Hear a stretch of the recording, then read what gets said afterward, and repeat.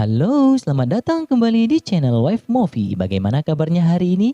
Mimin mendoakan semoga teman-teman semua selalu dalam keadaan sehat dan dimudahkan rezekinya ya. Amin ya robbal alamin.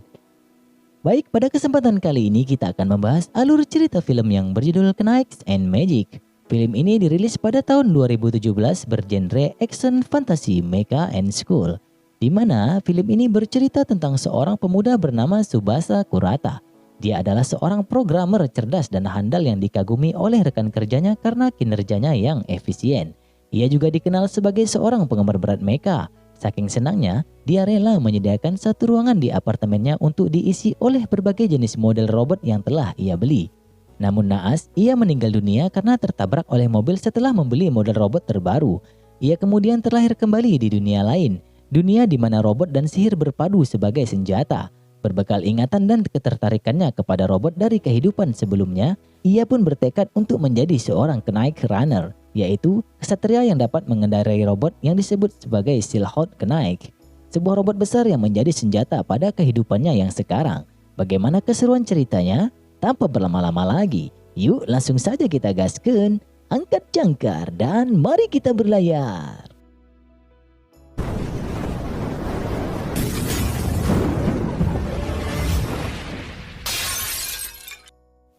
Di awal film, kita diperlihatkan pada sebuah kantor di mana para pegawainya sedang bingung karena sistem yang tiba-tiba berubah. Di tengah kepanikan, salah satu dari mereka bernama Tsubasa Kurata. Dia adalah seorang programmer di kantor itu. Dengan kecerdasannya, dia mampu menyelesaikan masalah tersebut tepat waktu, yang membuat rekan-rekan kerjanya kagum atas kinerja dan kecerdasannya. Setelah menyelesaikan tugasnya, Kurata pun pergi ke sebuah toko mainan yang menjual berbagai macam robot. Ternyata, di balik kecerdasannya, dia adalah seorang maniak robot. Setelah membeli robot edisi terbaru, dia pun pulang. Namun naas, di perjalanan dia mengalami kecelakaan yang menyebabkan nyawanya tak tertolong. Scene pun berpindah, terlihat kereta kuda sedang membawa sebuah keluarga yang tengah berbincang tentang kemakmuran kerajaan mereka meskipun binatang iblis sering menyerang kerajaan tersebut. Namun tiba-tiba mereka diserang oleh binatang iblis. Demi melindungi cucunya, sang kakek pun bertarung melawan binatang iblis itu bersama dengan anak perempuannya. Akan tetapi muncul binatang iblis yang lebih besar dan menyerang kereta mereka di mana cucu dan anak dari wanita itu masih tertidur di dalamnya. Di saat iblis itu hampir memakan cucunya, tiba-tiba iblis tersebut terkena serangan. Terlihat dua buah robot datang membantu mereka.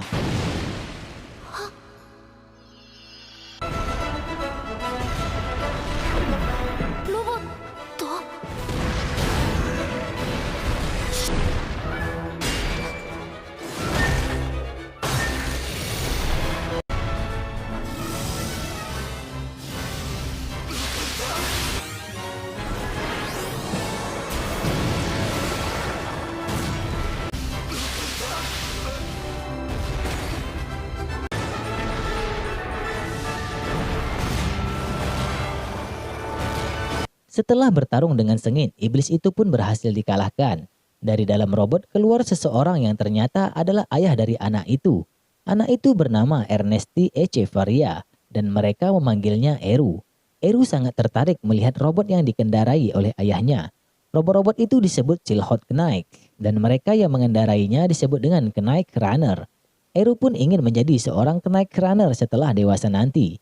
Ayahnya pun menyemangatinya bahwa dia bisa menjadi Knight Runner asalkan mau belajar sihir dan teknik berpedang.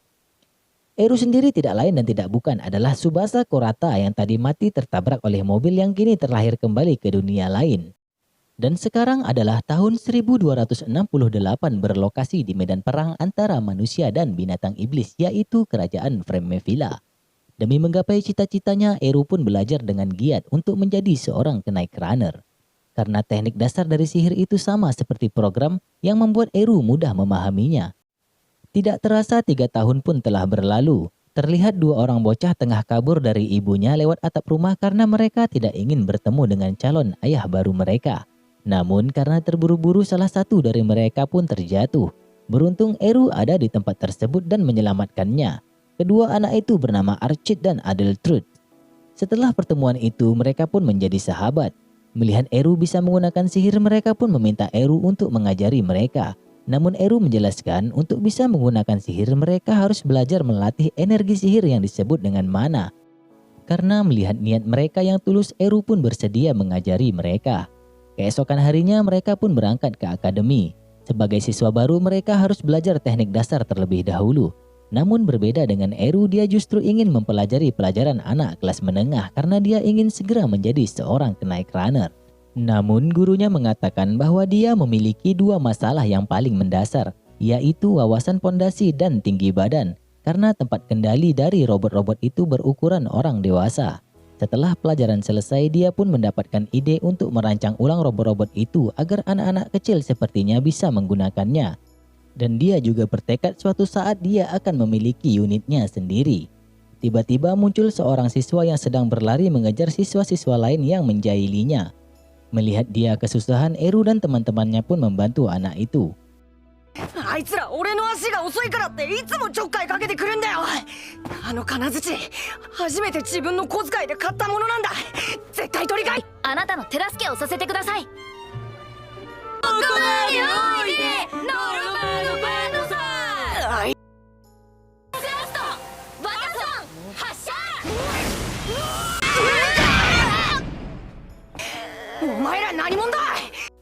Anak itu pun bingung melihat Eru dan teman-temannya mampu menggunakan sihir tingkat tinggi.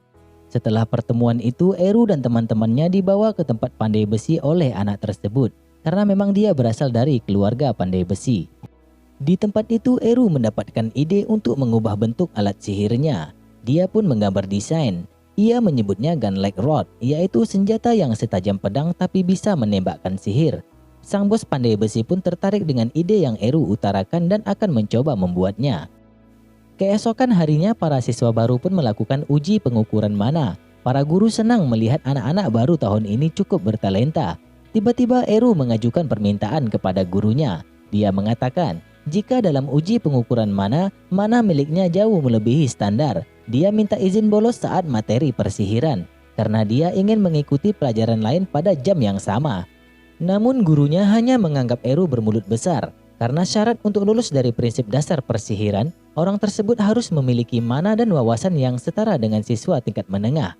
Karena melihat Eru yang sangat percaya diri, gurunya pun memintanya untuk membuktikan ucapannya. Kemudian, Eru pun mengeluarkan senjata sihirnya yang baru kemarin didesainnya. なの。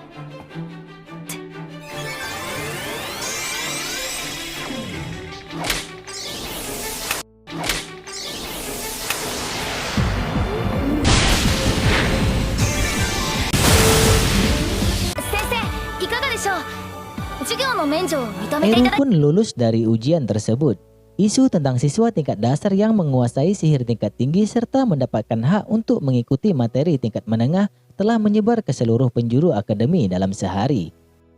3 tahun telah berlalu, kini Eru berusia 12 tahun. Terlihat Eru bersama temannya tengah mengintip pabrik pembuatan robot. Dia ingin memahami tentang jantung dari robot-robot itu. Namun temannya mengatakan bahwa itu merupakan rahasia negara. Temannya juga menanyakan keseriusannya tentang ingin membuat unit sendiri. Karena sudah 100 tahun sejak robot jenis Scaldatot pertama kali diperkenalkan. Sejak saat itu tidak ada yang tahu cara memperbaharuinya. Sedangkan robot yang mereka pakai sekarang ini itu dibuat 300 tahun yang lalu. Namun Eru yakin bisa membuat sesuatu yang baru. Setelah itu mereka pun pergi untuk melihat para siswa kelas 3 yang akan menjalani pelatihan lapangan menuju hutan tempat binatang iblis bersarang. Sesampainya di sana, mereka pun bertemu dengan ketua OSIS yang ternyata adalah kakak dari kedua sahabatnya. Setelah saling menyapa, dia pun pergi untuk menjalani latihan malam. Kemudian Eru berjalan-jalan untuk melihat-lihat robot yang digunakan oleh para seniornya. Di situ dia bertemu dengan seniornya yang bernama Edgar. Edgar pun mengajak Eru untuk masuk ke dalam dan melihat bagian dalam dari robot tersebut. Eru sangat antusias, namun karena tinggi badannya yang masih kurang, ia tidak bisa menggapai pedal dengan kakinya. Tiba-tiba, kawanan iblis datang dalam jumlah besar dan menyerang kelas 3 yang sedang latihan. Mereka pun segera mengevakuasi siswa kelas 1 dan kelas 2, sementara siswa kelas 3 maju menyelamatkan yang lainnya. Namun saat keretanya hendak berangkat, lagi-lagi Eru mengajukan permintaan kepada gurunya. Di sisi lain, ketua OSIS bersama siswa lainnya kesulitan menghadapi para binatang iblis tersebut. Di saat itu, Eru dan kedua sahabatnya datang membantu.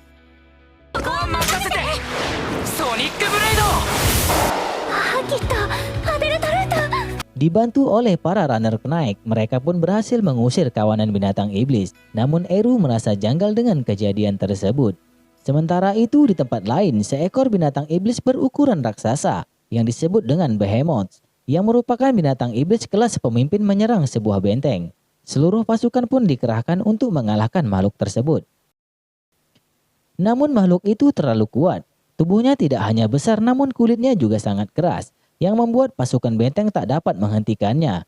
Di sisi lain, para binatang iblis yang menyerang sudah berhasil dikalahkan. Mereka pun mulai mengevakuasi para korban.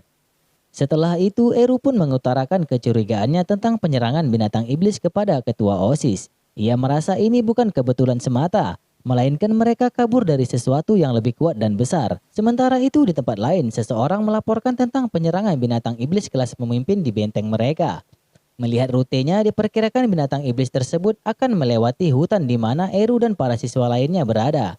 Sebuah pasukan pun disiapkan untuk menyelamatkan para siswa. Ya, benar saja, iblis itu telah sampai di hutan tersebut. Para Knight Runner yang berada di tempat itu pun berusaha menghentikannya. やるしかないのね。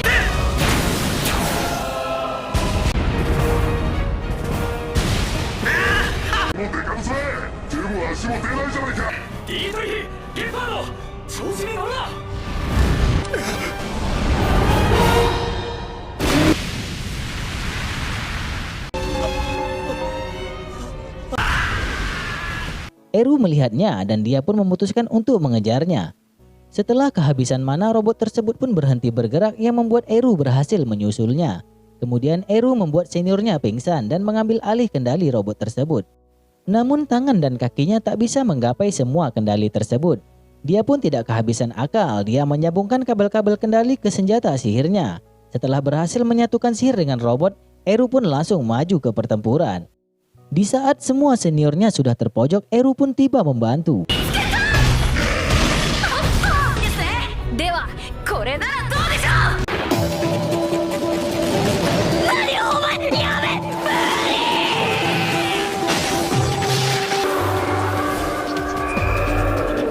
強化の魔法も2割を切ってます。やめ。パイ、操縦を変わってください。は？クエールを操縦してください。無理。お願いしますね。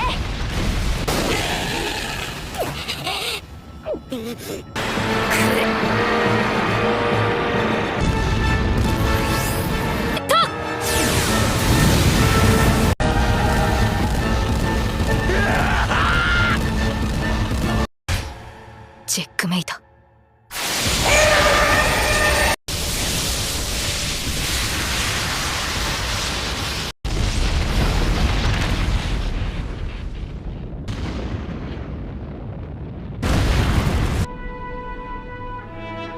視神経を伝い脳髄を直撃した。生命活動とひとたまりもない。